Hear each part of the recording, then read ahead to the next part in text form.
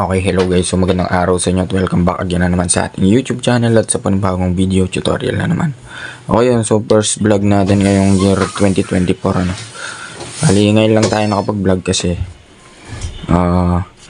busy tayo nitong mga nakaraan. And marami nga palang nagtatanong tungkol sa mga nagko-comment sa mga vlogs natin. So bibigyan natin ng kasagutan yan guys kapag may free time na tayo. Bali, for today's video, mabilis ang tutorial lamang ito. And ituturo ko sa inyo kung paano mag-install ng mini driving light or MDL sa ating motor without relay. So, yung mga MDL kasi ngayon guys, meron ng built-in balas Bali, wala na silang balas kaya halos hindi na rin natin kailangan ng ng relay. Kasi nga gawa ng yun nga, may built-in balas niya sila and electronic na yung nila. Controlled na sila by electronics. Kaya yung watts na binubuo ng MDL kahit na malakas, so hindi na halos kailangan ng relay. Okay yun, so sa mga nakapanood ng vlog natin patungkol sa pag-install ng MDL, which is gumamit tayo ng may relay, dalawang relay, isang relay, and so on and so forth. Bali ngayong araw, napaka-basic lang naman ito guys. Kung nakikita nyo, meron tayong wiring diagram. So, kompleto na yan. From 12 volts battery, ignition switch, and 3-way switch, domino. Regardless kung anong brand, basta 3-way switch. At syempre yung ating MDL. And sa color coding naman ng wire natin guys, universal yung gamit natin. Hindi porket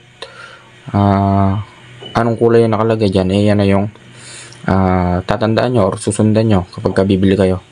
So kapag bumili kayo, nag-iiba-iba ng kulay yan kasi nga hindi pare-parehas ng manufacturer lahat ng MDL or yung mga MDL. Okay, ayun, so umpisa na natin. And may nakapag-comment nga pala guys patungkol dun sa mga color coding ng per brand ng motor natin So bali gagawin natin ng continuation yan or itutuloy natin sa mga susunod na vlogs natin. And ayun, sana abangan nyo. Sa pagkakaalam ko na-stop tayo sa Kawasaki, pero yung Honda sana tapos na natin. And yun nga, sa pagkakaalam ko sa Kawasaki tayo nag-stop. So abangan nyo na lang guys, itutuloy natin yun. Okay, so hindi na natin papatatagalin pa. Yun na, umpisa na natin yung ating video tutorial. Again, dito lagi tayo nag-umpisa guys kahit na paulit-ulit na lang. Sa battery, 12 volts battery tayo nag-uumpisa. So sa 12 volts battery, meron tayong positive at negative niyan. So yung ginamit nating wire color coding sa negative is kulay green. Negative or ground, same lang naman yun. And kung makikita nyo guys, yung red is positive. Yan. Green is negative or ground. So kung makikita nyo or mapapansin nyo itong kulay blue na to, yan yung ating built-in fuse. Yun yung ating built-in fuse. So stock fuse or yung main fuse ng ating motor. So yung red na yan, from positive terminal, pupunta lang yan sa ignition switch.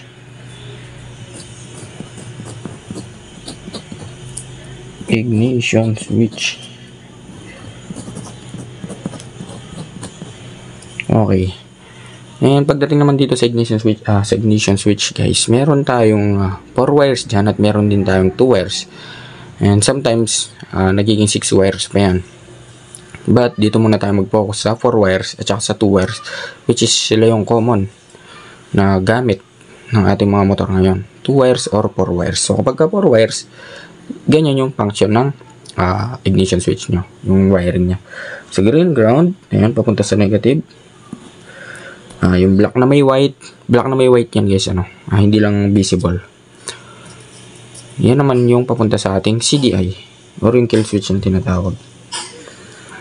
And yung red natin, yan yung positive source or main source from positive terminal, pupunta yan sa ating ignition switch.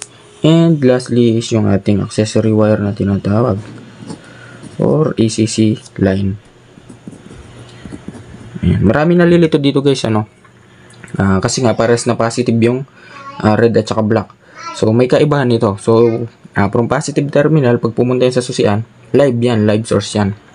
Live source yan. Kahit na saan part kayo mag-connect dyan, basta hindi siya lumabas sa ating ignition switch, may source at may source pa rin yan. Ngayon, kapag dito na kayo nag-connect sa accessory wire, so ibig sabihin, controlled na siya ng ating ignition switch or ng ating susi. And kapag nagta-turn on or nagta-turn off tayo ng susi natin, connected yung mga accessories na nakatap dito. Ayan. So, ganun lang naman yung function, guys. Huwag kayong palilito dyan. So, mabalik tayo sa topic. Okay? So, green ground, black na may white CDI, red wire, positive terminal ng battery, positive source. So, next is yung ating accessory wire. So, kapag 2 wires naman yung inyong motor or yung inyong susian, so, bali ganito lang yung function yan. So, tanggalin nyo lang to. Kasi nga 2 wires lang. So, walang CDI wire yan. Walang black and white wire yan. And wala siyang wire, ground wire. So, bali, ang matitira dyan is itong red wire at saka accessory wire. So, ganun lang yan, guys. Sa mga Yamaha, kulay orange. Brown. Brown yung accessory wire nila, no? And yung positive source, red pa rin yan.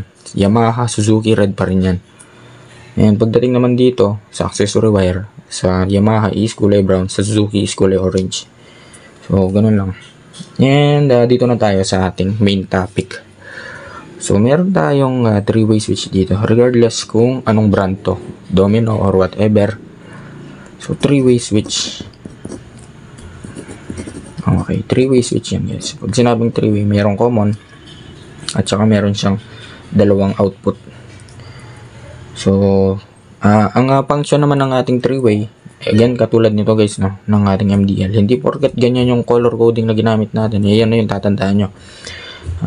Take note, iba-iba din yung manufacturer ng ating 3-way switch, which is hindi pare-parehas na color coding yung ginamit nila dyan. Basta ang lagi nyo lang tandaan is meron siyang common at saka dalawang output. So, kung mapapansin nyo, meron siyang isang guhit. Ayan, nakikita nyo. Ayan. Tapos meron siyang bilog. Tapos sa baba is may dalawang guhit. Ayan. So, yung isang guhit na yan, pwedeng, kayo nang bahala, no? Pwede nyo siyang gawing high. Ayan. And yung dalawang guhit, pwede nyo naman siyang gawing low. Or, vice versa. Pwedeng pagbaliktarin nyo.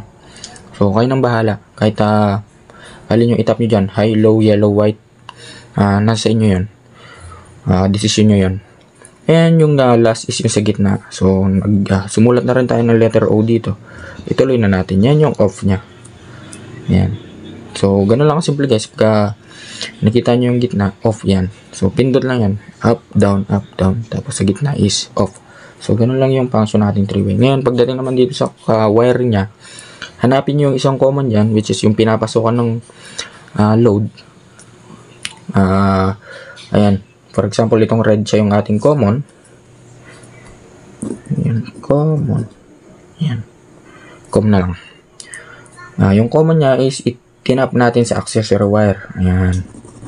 Which is kontrolado siya ng susi. Kapag nag-off tayo ng susi, hindi iilaw yung ating MDL.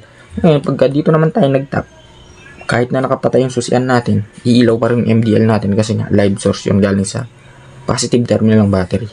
Ayan. So, kailangan dito tayo lagi nagtatap sa accessory wire. Pagdating naman dito sa dalawang wire niya, kayo nang bahala dyan, guys, ano? Baliktaran naman yan, eh. Kahit pagbalik-baliktaran nyo yan, high, low, white, yellow, white, yellow, yellow, white, yellow, white, yun. Kayo nang bahala kung ano yung gagawin yung high at saka low. Kung yung yellow ba or yung white. Kung mapapansin nyo, for example, yung high natin is yung kulay blue wire. Ayan, itong gitna. So, pupunta yan sa ating MDL. I-connect natin yan sa high ng ating MDL, which is itong kulay blue wire nga. So, pagka sinabing high, for example, yung high natin is yung yellow. Kadalasan naman is high yellow. Yan yung blue wire natin. Yan. So, pipindutin mo yun yung isang guhit. Yung positive na galing dun sa ating accessory wire, for example, naka-on yung susi. Pupunta dun. Pagka pinindot mo to, lilipat yung source dun. Boom. Matitrigger yung high ng dalawang MDL, which is yung yellow. Okay? Malinaw tayo doon. Next naman, kapag ka in-off mo, syempre wala, naka-off yan. So, doon naman tayo sa low. ang magiging low natin is yung kulay yellow. So kapag pinindot mo naman yung ilalim, which is yung low, from accessory wire, yan, magra-run yung current natin or yung load, pupunta yan sa yellow wire kasi nga nakapindot yung low natin. So yung yellow wire, pupunta naman yan ngayon dito sa ating dalawang MDL. So pares connected yan, ayun. So same din dun sa blue wire or yung high natin. Tama, high. So ngayon naka-low tayo, which is yung white. Iilaw ngayon yung ating low, which is yung white. Ayan. Ayan. Okay. Okay na tayo dun guys, ano? Sana naintindihan nyo at sana nasundan nyo. Yan, meron pa tayong isang wire yan. So, yung last wire natin is yung kulay green. Katulad nung nakikita nyo doon.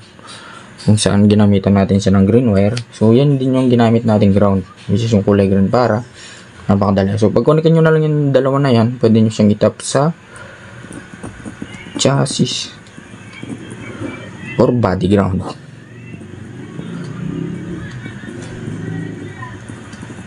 Yan, body ground. So, kahit sa part ng chassis, basta walang kalawang and walang pintura. Okay lang may kalawang basta pure ground yung kukunin nyo. So, ganun lang kasimple guys. Mai-install nyo na ng madali. And napaka-easy yung inyong MDL. Hindi nyo na kailangan pumunta pa sa mga shop para magpagawa, which is yan, napakamahal na labor and taga. So, lalo na kapag wala kayong idea.